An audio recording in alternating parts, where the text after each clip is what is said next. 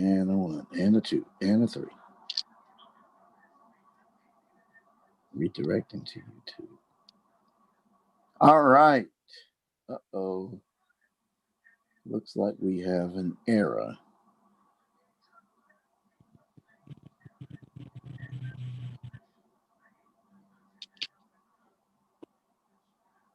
Looks like we got an error going on. We're going to try this again.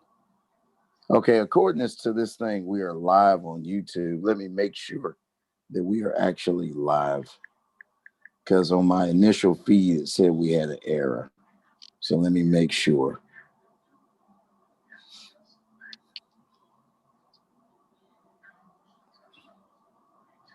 Okay. Said we had an error. Okay, we don't. We don't have an error. We are live. I am actually watching everything from the YouTube chat room. So welcome. Excuse me. Welcome those of you that are here in the live chat, and then some people will be coming on here in just a little bit. I'm going to be speaking candidly tonight, teaching and speaking candidly, real heavy. And let me jump straight to the point so that way we can understand what is actually going on and what we're going to be teaching tonight. Um, I'm hearing a lot lately of people saying that the church is going to be attacked. I don't know about y'all, but I've been hearing that. Anybody else been hearing that one? Well, guess what? I'm about to tell you who's really being attacked and why they're being attacked and why the church itself has hijacked not only the message, but the myth of, which I don't understand. If you're not getting attacked, why would you want to be attacked? Um, we're living in what we call the last days, the end of days, if you want to call it that. And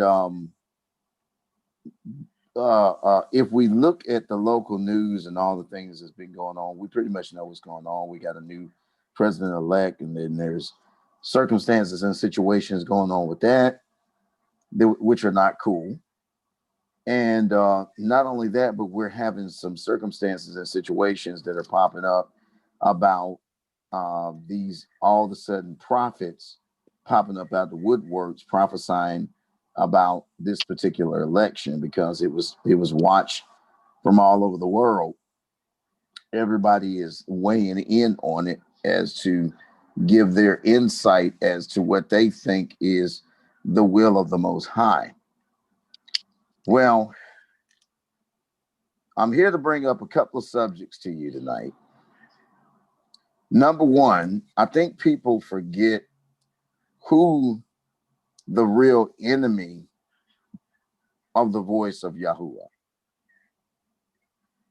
A young lady who married into the kingdom of Israel by the name of Jezebel, who was the daughter of Baal, or as some people say, Baal. She was the arch enemy of the prophets. She challenged Elijah on Mount Carmel, where 400 prophets of hers came and was prophesying in a prophesying battle with him. And all Elijah had to do was show up, and then Yah brought fire from heaven and consumed those 400 prophets. So ever since then, Jezebel has vowed to destroy Elijah, or Elijah, Eliyahu, as we say in the Hebrew. Now, if we look in First Kings, and I want to say it's chapter 28 where it introduces us to Jezebel. First Kings chapter 28, I believe. We're going to see if that's correct. I believe it is correct. But it's First Kings chapter number 28. And that's where we're first introduced to this aspiring control freak. Because that's exact. Is it first? I said First Kings, didn't I? So I meant to say Second Kings. That's what I meant to say. You know what? I'm all wrong. Y'all have to forgive me. I am just totally wrong. Like that doesn't happen. Give me a second to get back what I was looking for. Wow. I can't believe I messed that up. Um First Kings 18 and Second Kings 10. yeah, First Kings 18. That's where we want to go. That introduces us to this young lady and gives us her identity, because I believe we should know more about her identity than we should know about anything else. Okay. Um, in verse number, probably number 12, that's what I'm thinking. But in chapter number 18 of First Kings, we're introduced to the position of Jezebel. And I want to say this really heavy because this is really important what I'm about to say. A Jezebel spirit can only take flight if there is someone there to enable her. In other words, she's got to have somebody that's pretty weak to deal with in order for her to be active. Jezebel does not get pleasure, nor does she gain power from the interaction of individuals all by themselves, because she thrives on the inability of people knowing their own identity and their own abilities. Not only that, Jezebel is cunning. Some myths about Jezebel is that she was a beautiful woman. That's a myth. I mean, I'm sure she was, because she was the daughter of a king, Baal. So I'm sure she wasn't, looking ragamouth, I'm sure. But to say she was judged on that prowess alone is a false statement, because the Bible really never mentions anything as far as Jezebel and her excessive beauty. It only talks about her in the beauty part when it comes down to Ahab and all the different people that she dealt with, and how she was mesmerized and marveled, and how they were, excuse me, how they were marveled by her. But anytime you hear someone say that there's a Jezebel spirit, they are speaking of the spirit of control, or they're supposed to be speaking of the spirit of control, because as we know, a lot of people are not as smart in Bible definition as they claim. So they automatically place misinterpretations and miscomputations to the name and to the presence of Jezebel. So as we can see, going into this verse and chapter, that we're going to, well, hopefully that we'll get to, Jezebel married into a family of ruling. So this is where she felt that she belonged, in a place of dictatorship or rule. Now, I was speaking to somebody earlier today, and one of the prophecies that I'm about to debunk, that's a popular prophecy that's going around, is that because we're in the end time, and because um, 45 has been elected out and so on like that, we better not sit back and relax, because there's going to be imminent danger that's going to come to the people. Well, I agree with that prophecy to an extent, not fully, but to an extent. I agree with that prophecy that there's going to be worse times coming, but I do not agree with the prophecy in the fact that they say that the church is going to be attacked. Because you think about it, the church itself, even though in 1 Corinthians 3 and 16 quoted, know ye that you are the temple of Yah, and if you are the temple of Yah, then the Ruach HaKodesh, the Holy Spirit, dwells within you. So the church itself is the individual, and the assembly, if you will, are the called out ones. And this is where we mess up at, because the church, or the assembly, the ecclesia, as it is properly called, should be called out ones, should be ones that are believers already. Now, I bet you didn't know that. Okay. You can accept sinners in the fold of the assembly, but the objective in the fold of the assembly is to get them transformed. That's the objective. Okay. If no one is being transformed in the assembly, then it's just a social gathering. Okay. It's just a club outing, if you will. Now, with that being said, there is no threat of the church building or the institution of church whatsoever, because the world itself has infiltrated and has sent imposters in the church. Nowadays in the church, you have political agendas. You have world views in the church. Heck, you even got churches that are based on the queer LGBTQ lifestyle. Hello, somebody. So the church itself, I have a problem with people saying that the church is under attack, because the church itself has upheld the political agenda of the world since before Dr. Martin Luther King Jr. and long after him, because he's the only person that we associate when it comes down to political issues in the church. Because it really, it started way before Dr. King, but that's the person that we identify with as far as Black people are concerned, because it was the sanitation march and all the different civil rights march that Martin Luther King started that associated the Southern Baptist Union with the government. Okay. So the institution of church, I have a hard time saying that it's being attacked, when the institution of the church was created and regulated by world governments. Okay. Look at the Roman Catholicism. At one time, the Roman Catholic Church was considered to be a state church in Italy. The Pope had more power than the Prime Minister. And to this day, it's still like that. Okay. Kind of unceremoniously.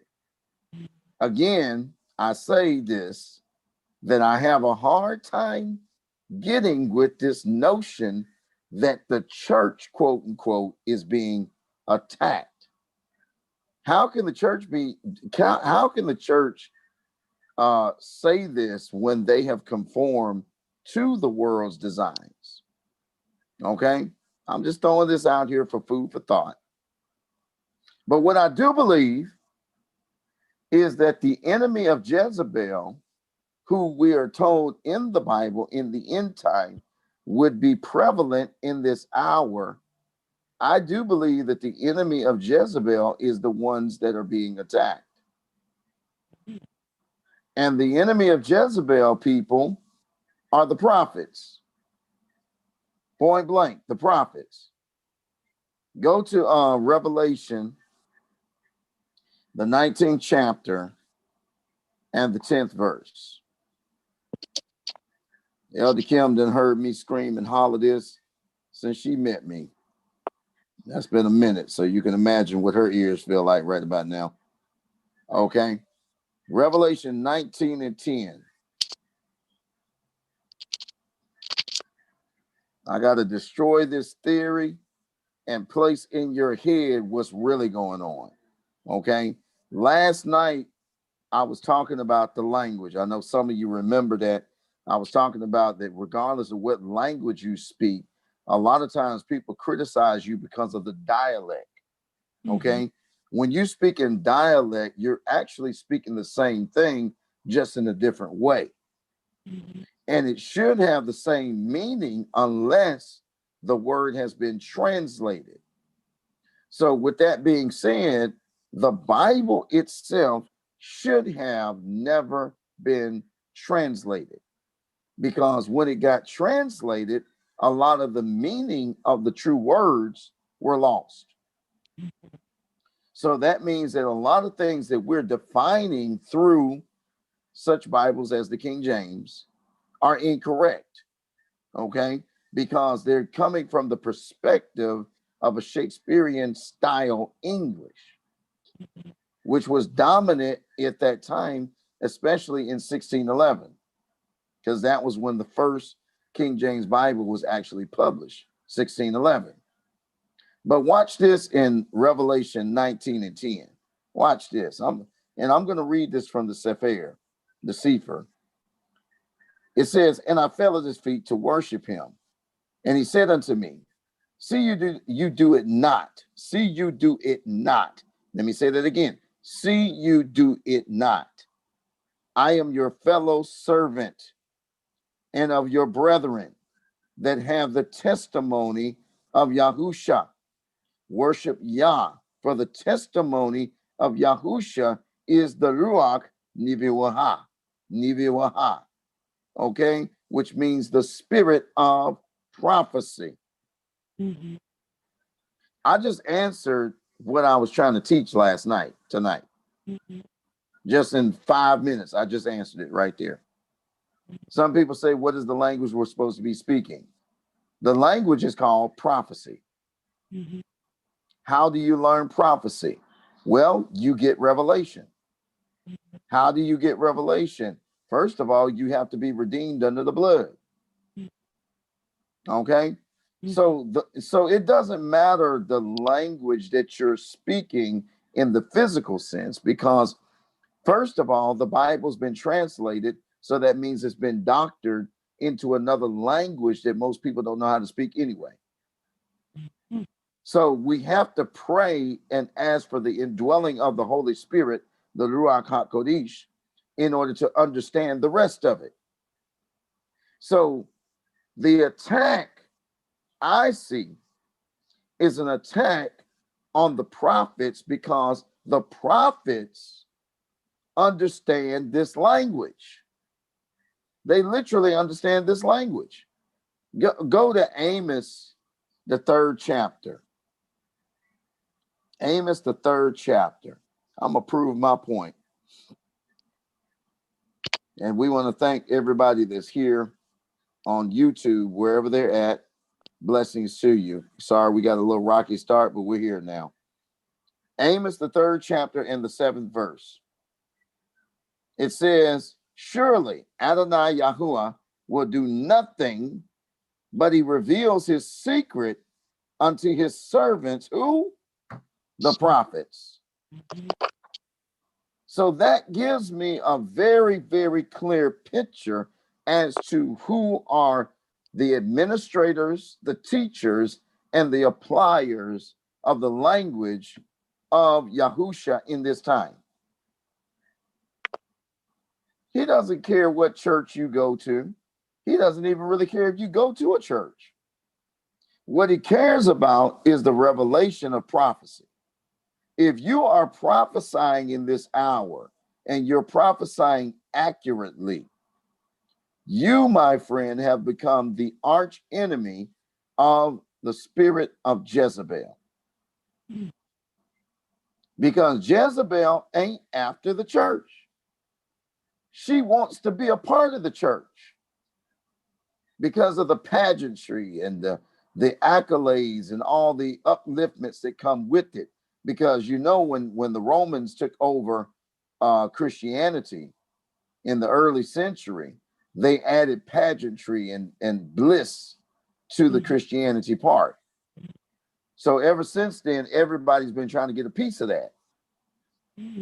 Oh, y'all don't feel what I'm saying to you.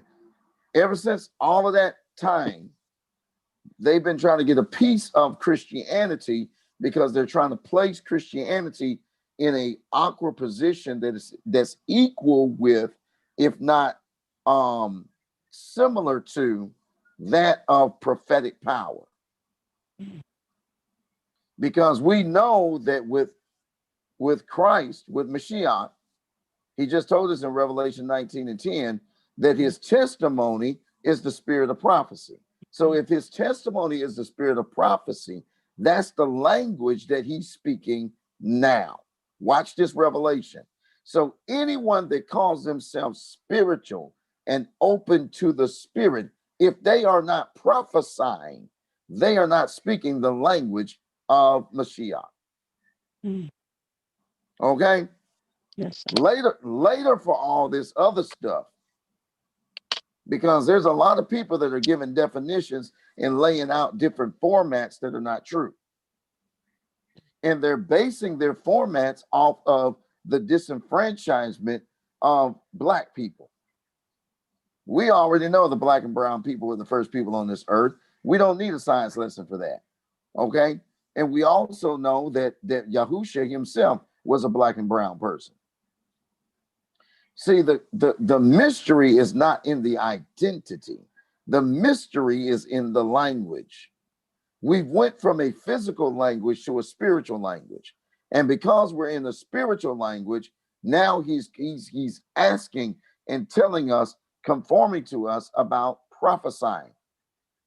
Prophet Althenia last night was talking about the prophets, and I pointed out to her last night, if any of you can remember, I pointed out to her Joel 2:28. I said, okay, let's look at it from the Bible's perspective. And when we look at the Bible's perspective, it says it like this: in the last days, I will pour out my spirit on all flesh, and your sons and your daughters shall prophesy. Your old men will see dreams, and your young will see visions. But the key is that your sons and your daughters shall prophesy. Wait a minute. Let me go back to Amos real quick. Let me read Amos 3:8. It says, the lion has roared. Who will not fear? Adonai Yahuwah has spoken. Who can but prophesy? Who can what but prophesy?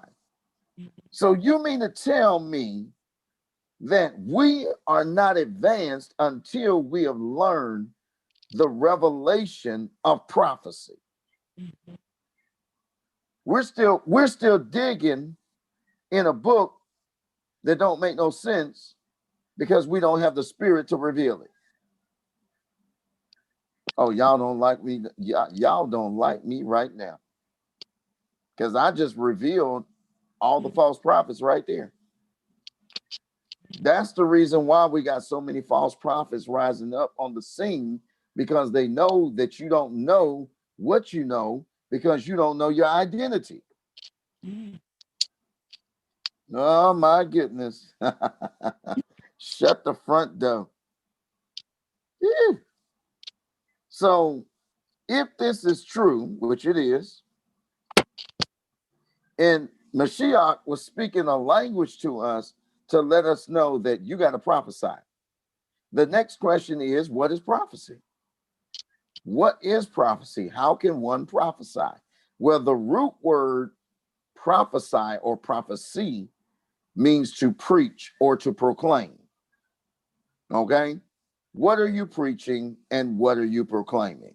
So right there, that lets me know that you don't have to be speaking for the Most High to be prophesying, because there are many types of prophecy, just one God.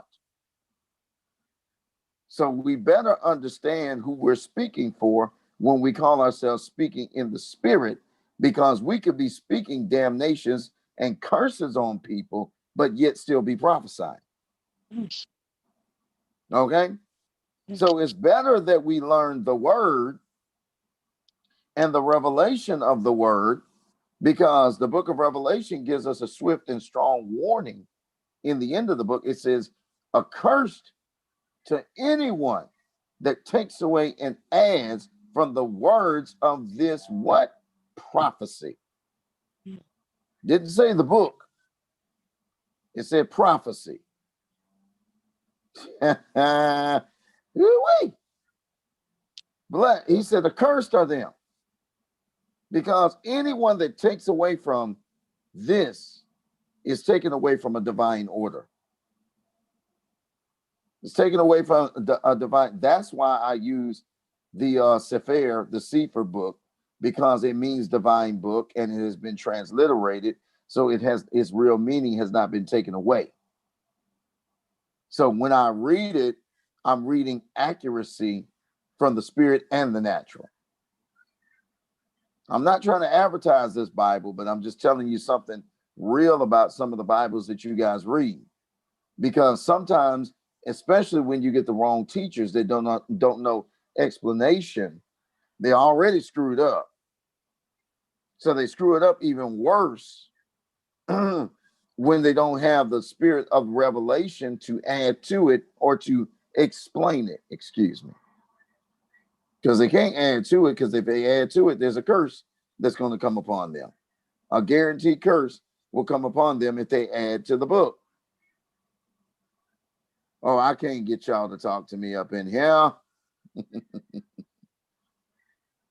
I'm telling you something that if you think about it for a minute, it makes a whole lot of sense, but it can bring on a whole lot of damnation. Y'all don't like me up in. Okay, question time. Question time. You ain't got to worry about it tonight, Nina. It ain't like we got a whole lot of folks on the panel, so ask away. Yes, sir. I was just wondering why, if they know, well, if the pastors know this information that they can't add to it or take away from it, but yet they're still doing it. There's a penalty. They don't even go on about they don't worry about the penalty that's coming towards them. I'm sure they do eventually. Not in the beginning, because they're overtaken by pride and overwhelmed by haughtiness.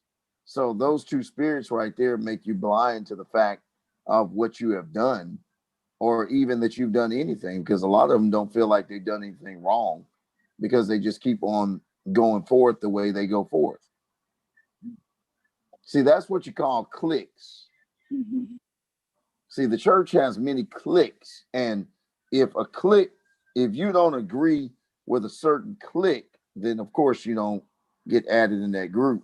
So a lot of them would rather be false in their measure of what they're talking about than to be right and be corrected. Because that's really what it boils down to. A lack of ability to be corrected. You understand what I'm saying? Yes, sir. Just think for a minute.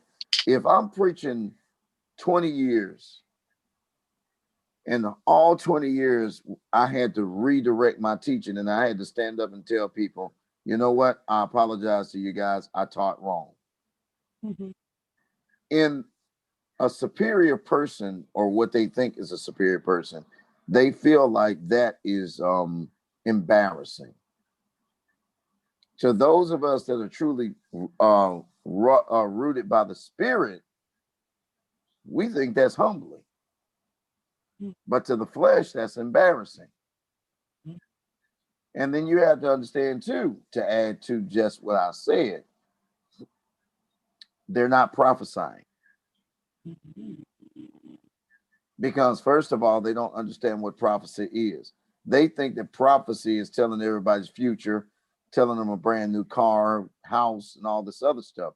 But they don't understand that the spirit of prophecy brings us confirmation of the kingdom of Yahuwah. That's really all it does. So now you got different groups rising up.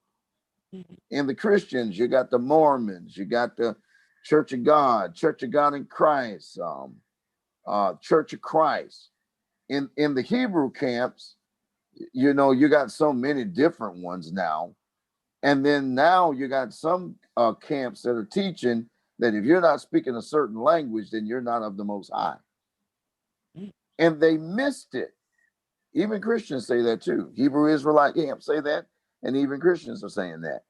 But they missed it because they don't understand that in Revelation 19:10, what Mashiach was talking about is the language of prophecy in which will reveal itself to the world.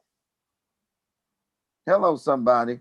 The only way that the testimony of Yahusha can be revealed is through the spirit of prophecy. That's the only way. If we try to define what Yahusha is saying with our natural ears, we will never be able to define it because it is a spiritual code that is not meant for the hour that is being prophesied in. Because when you think about it, every prophecy shall come to pass. Yes, sir. Okay? Yes, sir. Listen to what I'm saying. Every prophecy shall come to pass. It has not happened yet. Now, the length of the duration of when it happens is actually up to the Ruach, to the Spirit. But when we prophesy, we have to understand that we may not be accepted because of the length of the prophecy. Do you hear what I'm saying to you? So you got to be willing to if you're going to prophesy in this hour, be able to prophesy and wait on the Lord, I say. Ain't that what the Bible say? He said, wait on him. Yes, sir. And you shall what? Renew your strength. Yes, sir. You shall mount up on wings like such as what? Eagles. So there's got to be a patience level and a torture level that comes with this new language. You got to be willing to be a target to speak this language. And I'm going to tell you something that's going to be enriching to you. Once you learn to walk in the new language, you won't even understand what you're saying, but the Spirit will. Yes, sir. Okay? The Spirit gives utterance and interpretation. Yes, sir. Come on, somebody. That's why in 1 Corinthians 14, it said, when somebody speaks in an unknown tongue or whatever the case may be, let it be 2 to 3 prophets present and let each one speak in turn. Each one give a revelation or a teaching. Check it out. That's what it says. Give a revelation or a teaching or both. Good Googa Moogie. Well, we serve a bad Elohim. Yes, we do. Because he don't never give us a straight answer. He always gives us an answer with an answer so that we can go study and dig to find the answer. Because he's not going to make it easy for the enemy to try to stop the plans. Yes, sir. See, the enemy did not come with the ability of discernment. He just came with the powers that he was given, which was to be a messenger. So he doesn't have the gift of discernment. So he doesn't know the plans unless you speak them. Okay? Yes, he said that's why he knows the plans he has for you. That's right. Satan doesn't know the plans unless you tell him. And 9 times out of 10, with these crazy cuckoo prophesying people, they tell everything. The enemy don't have to fight so hard because you tell them exactly what your next plan is. Learn the language. The language is prophecy. Learn the meaning of the language. The meaning of the language itself is kingdom living, kingdom establishment. That's what we're shooting for. We're shooting for a kingdom and we're shooting for a government within a kingdom. And we have to set our own tone. Just like right now, President-elect Joe Biden is trying to set up his administration. His administration has a totally different language than the administration of President Trump. Okay. So yes. So there's going to be people within that administration that are going to know what he's saying, and other ones that don't. In other words, a house divided will fall. Yes. So we got to be on one accord. And until the believers come to a state that, guess what? We're speaking prophecy. You're going to get a whole lot of mixed messages. I mean, we see it every day on here. We get people with different types of messages, but missing the whole point. The whole point is to speak one language. And that one language is the spirit of prophecy. Go ahead. I know you got some more. You asked that you're answering what I was going to ask. Okay, so I understand that you do have to be on one accord. Yeah. That I understand fully. Okay, and seeing as how the people are not on one accord, this is what much confusion and chaos that's going on now. Right. It's by design. Okay. That's what's supposed to happen. Because first of all, go back way back to the story of the Tower of Babel. Yes. Why did Yahuwah confuse everybody? Because they thought they were smarter than him. Yes. So he had to throw something out there to let people know that there's differences and so on like that. Now you fast forward to our day and time. People don't receive the words of prophecy because most of the time they don't even believe in prophecy. Or better yet, they don't believe in the one that's prophesying to them. And that's all because the one that's prophesying to them may be a lone wolf, okay? But see, in this hour, he's raising up prophets as teams, okay? They're going to team up with evangelistic spirits or evangelists that are going to win souls and direct them into the kingdom.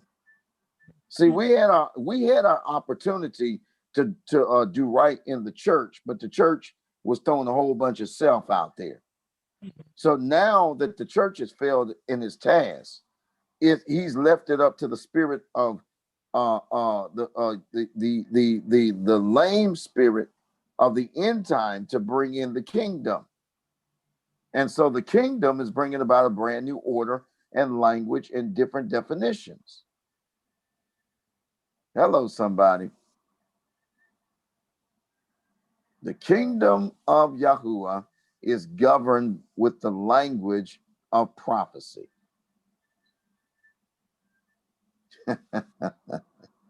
Ooh-wee. Elder Kim, what you think about this tonight? I told you I had something for you.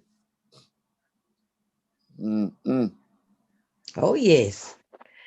I can kind of remember some of this that you was teaching years and years ago. Because let me tell you something. When you use the language of prophecy, Elder Kim, Jezebel cannot decode it. She cannot decode the language of prophecy. Because that's the one thing she hasn't learned because it's divine. Now, she done learned everything else, but she hadn't learned that.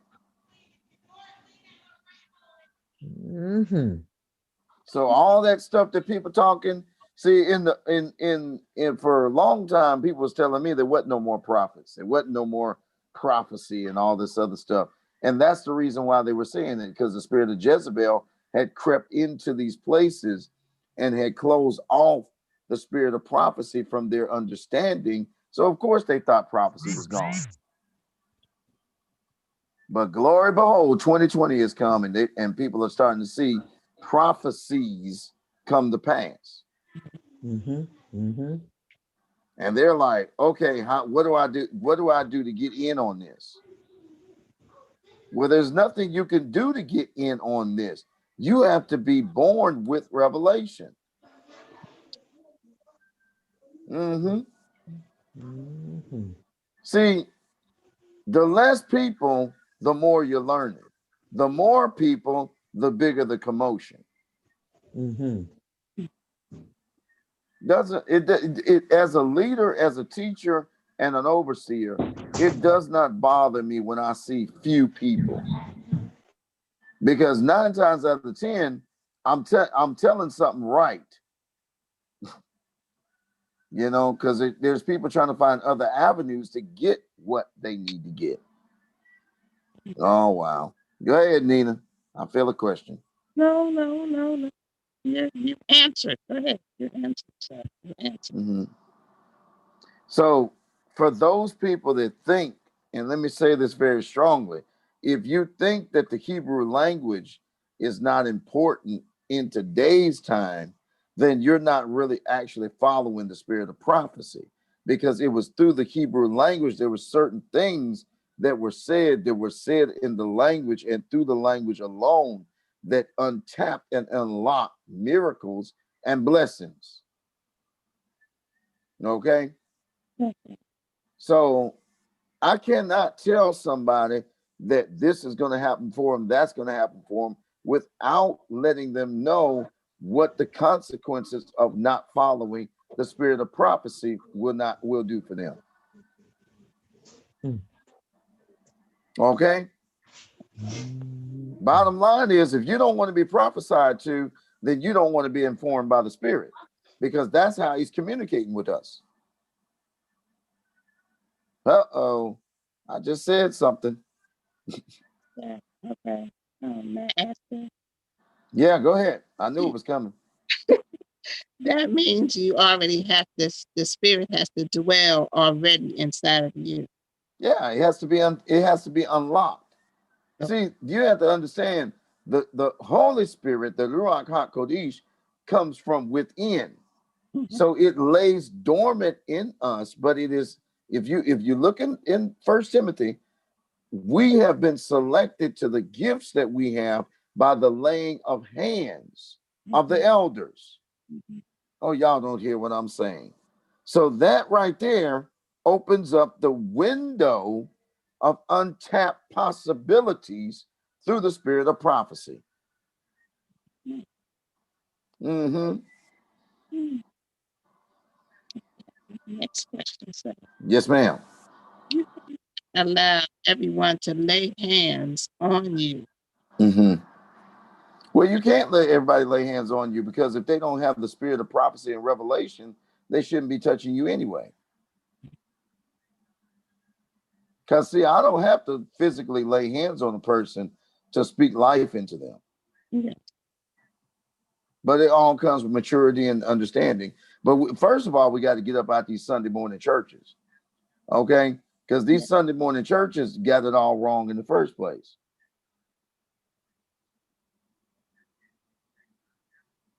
Because they still in that demise of the wrong day, let alone the language, you know. And Isaiah, and for those of you that are wondering about what I'm saying, you can go to Isaiah 56, and it'll give you the reason why we have to be on one accord in the Sabbath.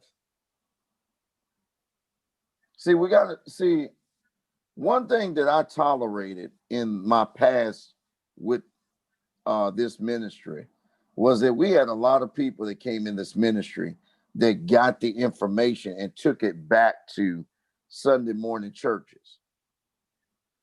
You're not getting the information to take it back to them. You're getting the information so you can separate from them. Mm. Okay? Yes, sir. See, that's the biggest problem that I run into teaching the way I teach. Because people are amazed at the teaching and the revelation, but they're not willing to give up nothing to gain the wisdom and the knowledge. You're just getting surface teaching.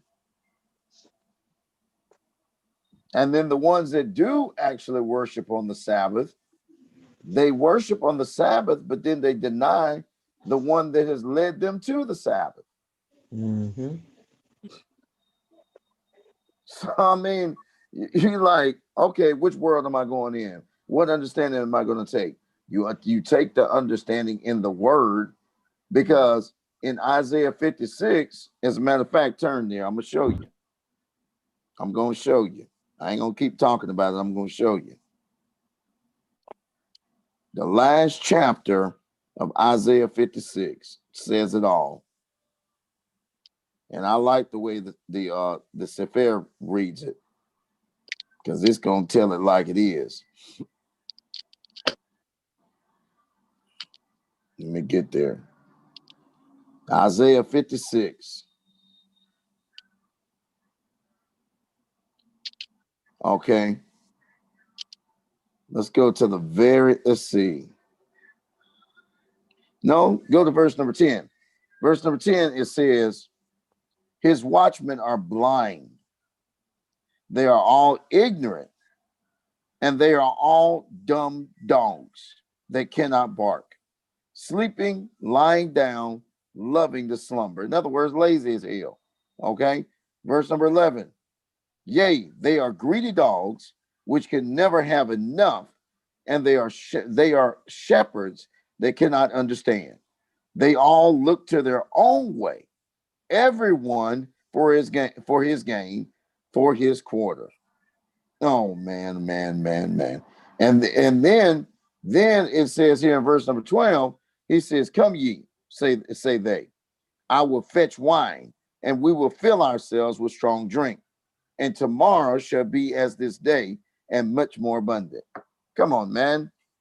The prophet just called these shepherds dogs. Dumb dogs at that. Blind, dumb dogs. And he said they can't bark. They lazy. They love to be served, but don't serve. And we got to try to figure out who these people are. Nah, we know who they are. We just refuse to even do something about it. Oh, glory, hallelujah. How you like me now? You get some time, anybody, read the entire chapter, and it's going to tell you about the Sabbath rest and what we should be doing in the Sabbath rest. But the bottom line is that these pastors can't tell you the right thing to do because they dumb dogs. And people used to tell me, oh, you shouldn't use that language. Really? Wow. I rest my case. Let's see if I don't know if I'm going to be able to do it, but I'm going to try to do a simulcast and see if what we got on YouTube, and see if there's anybody on there asking any questions.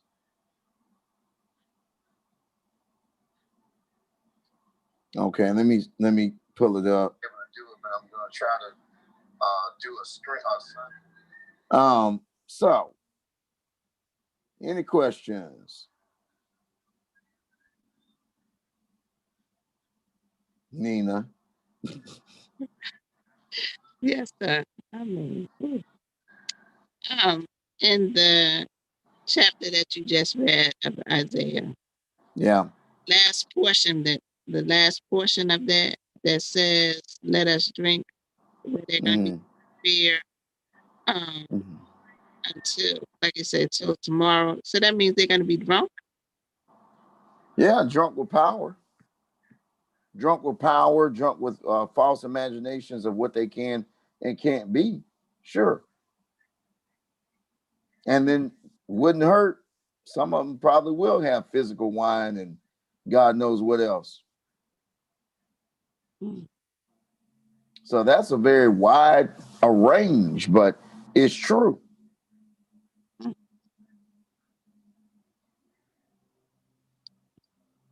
I mean, when you see these people in error, you already know they're not going to receive your correction. So the best thing to do is leave them alone. Walk about you. Yeah, just walk about your business and leave them alone. Because they're already in error and they don't want to hear what you got to say. Unless they open the door and are able to give you the revelation as to what you're saying. But most of the time, it's not going to work like that. Well, I ask you something else, sir. Mm-hmm. All right, you're a member. You were going to this church. You saw something wrong. Mm-hmm. The pastor, you asked them a question and you corrected them on something that they said or something that they did. And they still told you were wrong, but in your spirit, you understand that you weren't wrong, you were right. What can you do about that? Either you stand your ground and be persecuted, or you can conform and be part of the problem. Because you really don't have too many options. Mm-mm. You know what I'm saying? Because Mm. they go look. The old saying is true: "Damned if you do, damned if you don't." So if you agree, they're gonna stab you in the back. If you disagree, at least they're gonna kill you up front. I mean, there's no alternative to people's lack of sense and their constant behavior of sin. We can't continue to make excuses for that. If we see it, then we got to call it out. And if nobody else wants to deal with it, or better yet, wants to be singled out, then they themselves need to get out the game altogether. So what can you do? I mean, I think quite a few people have been in that situation. But seriously, what can you do? You come up against them, they got a whole church full of folk that's gonna come against you. Mm-hmm. That's what happened to me. It was like about 20 people that came up against me. Yeah. Well, that was your cue to get out the door. That was the look. I wouldn't have had to pray about that. I'd have been gone. Mm-mm. Amen. Yeah. Don't be like some of these crazy people talking about, well, I'm waiting for the Lord to move me. What else you need? You gotta be dead for him to move you? Move you 6 feet underground. You still gonna be saying that with your dead corpse? Mm-hmm. Please leave them people alone.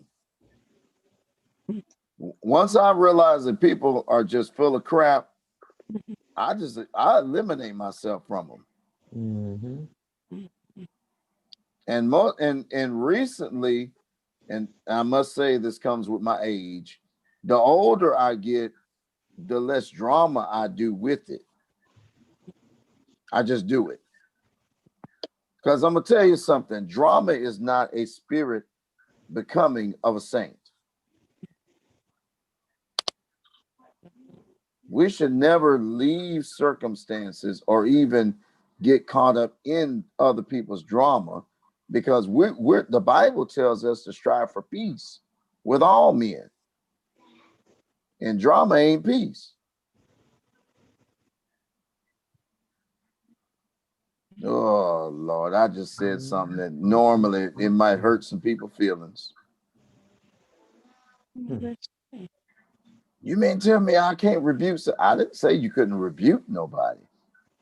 What I said is that I myself have learned how to deal with a situation in a less dramatized way. Mm-hmm. Okay. And most of the time that way is one way, and it's called tell the truth. Once I tell the truth, you believe me, you don't believe me, I drop the mic and move on. Because I'm not going to give people chances to keep on digging up stuff. You already done dug enough. Do you not know that even with this video tonight, people are watching to see something that they can talk about. They're looking at certain ways that I say words and they're trying to find a flaw in it. They're even looking in my background, trying to find something, some kind of moving parts in my background to say something about that. But see, once you understand this, then that's when Isaiah 54:17 actually comes into your life and becomes part of your everyday makeup. No weapon that is formed against you shall be able to prosper. For this is the heritage of the sons of God. And every tongue that rises up in condemnation shall be condemned. Because they're looking for an excuse to discredit you so that they can credit themselves. It's sad, but we're dealing with people in this generation that have to down you to elevate themselves. They ain't earned nothing. Hallelujah. Okay. You got no more questions? I'm mixed up on the days. Today is Wednesday, correct? No? Yes, sir. It's Wednesday. Okay. So that means we will have another class tomorrow, and the last class of the week will be on Friday. Yes, sir. Okay. So we don't have no more classes on Saturday and Sunday, but we do have classes Monday through Friday. Yes, sir. So I just wanted to make that very clear because we've been getting a mix up on these days and all this other stuff. So now we got it straight, Monday through Friday. And so Friday is the last class because on the weekend, I'm giving myself 2 days off. Because I may have to preach on the Saturday on a Sabbath morning somewhere. So I want to make sure that I'm available to do that. Mm-hmm. So this is going to be the way I do things from now on because it's just a little bit more appropriate. Like I said, the older I get, the wiser I get. And the more I start doing things decent and in order. See, some of these younger people that's in the gospel, bless them. I really bless them. And I think it's commendable when I see young people trying to, evangelize and be praise and worship leaders and so on like that. But when you're talking about being a leader of a group of people or a congregation, you need experienced people that are living an example so that there won't be error. When you put flawed individuals in front of flawed individuals, what you're going to get is a mess. Even to the timing, even to when you say you're going to do something opposed to when you can't do something. Because I'm telling you, folks trying to find a flaw in all of that. And what it is that they really are intimidated by your spirit anyway. So they're looking for a reason to just continue on in their intimidation and to say whatever it is that they want to say. Because they don't have the guts to say it to your face, what they need to say. Oh, Elder Kim, you better shut me up. The church or the spiritual world, if you will, is the only place I know where people can say and do what they want to do and still think they're holy, and people will actually pat them on the back and say they're holy. Let me say this to all the different prophets that may be listening to me, whether they're watching the replay or they actually listening to me live. You cannot avoid confrontation with people, no matter what you do. So the best thing to do is to face it, deal with it, and move on.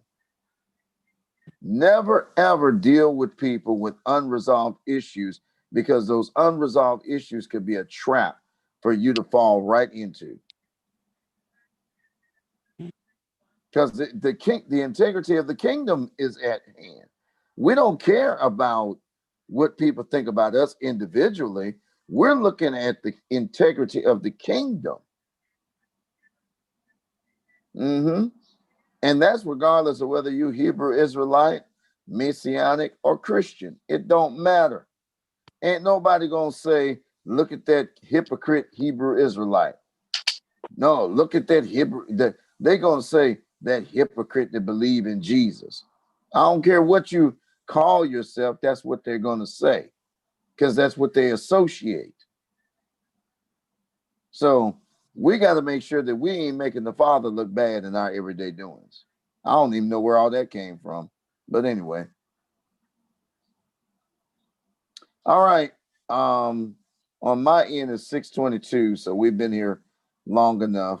Unless there's any more questions that need to be asked. None. I see Nina just creeping over there to the side. Just I have two books in front of me, sir. So I'm going between two books and a notepad. Yes. So at all costs, you're supposed to have a humble spirit. Yeah. Because you're supposed to have a humble heart and a humble spirit like our Father has. Absolutely. I know it's easier said than done, but trust me, when you done got beat up enough, you learn how to be quiet. Mm-hmm. Ain't nobody got to keep telling you to be quiet, because you're gonna get tired of getting beat up. You're gonna be like, you know what? I'm done. Doesn't take much.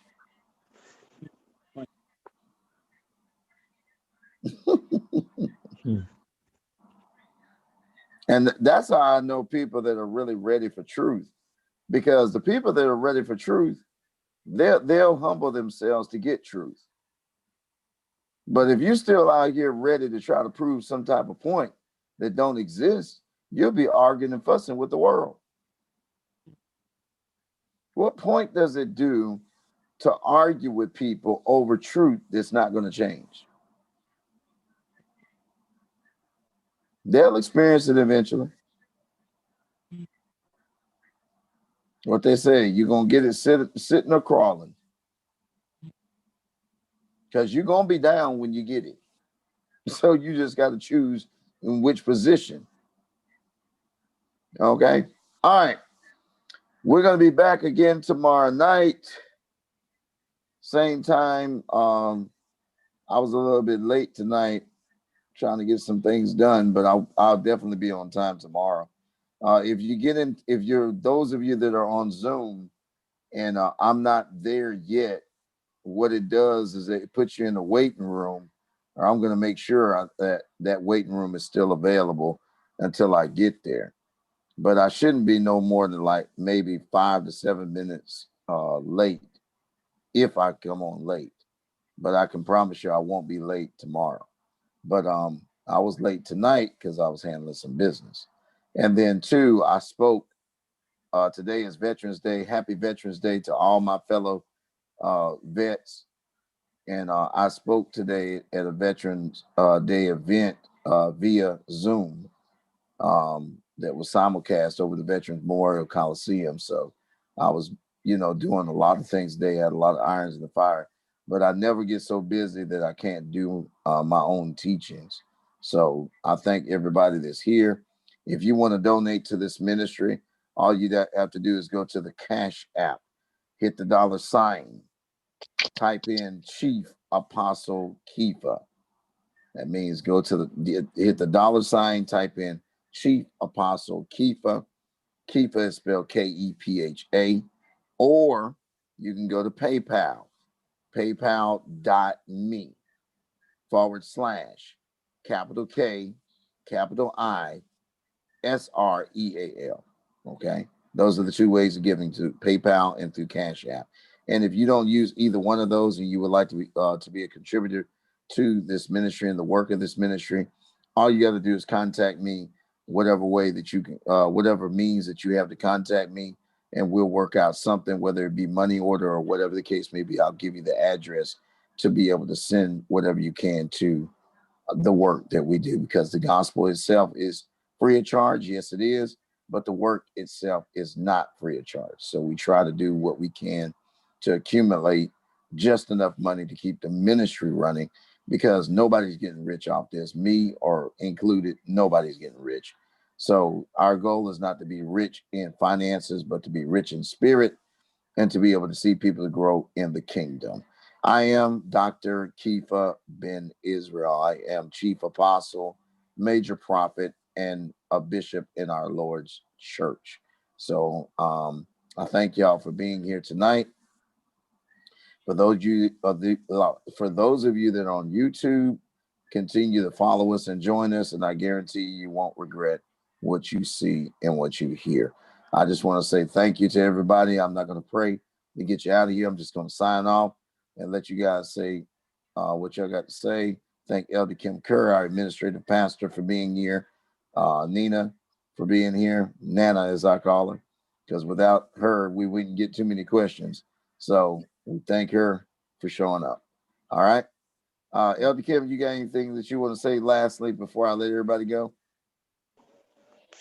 No, I think I'm good for the night. Thank you for asking.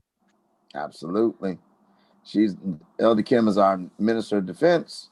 In other words, she is the prayer warrior and our administrative pastor. She has a prayer line that convenes every single day. If you would like to join her prayer line, please contact me, the means that you have to contact me, and we'll do what we can to get you the telephone conference call number so that you can join the minister of defense in her position early in the morning. Okay.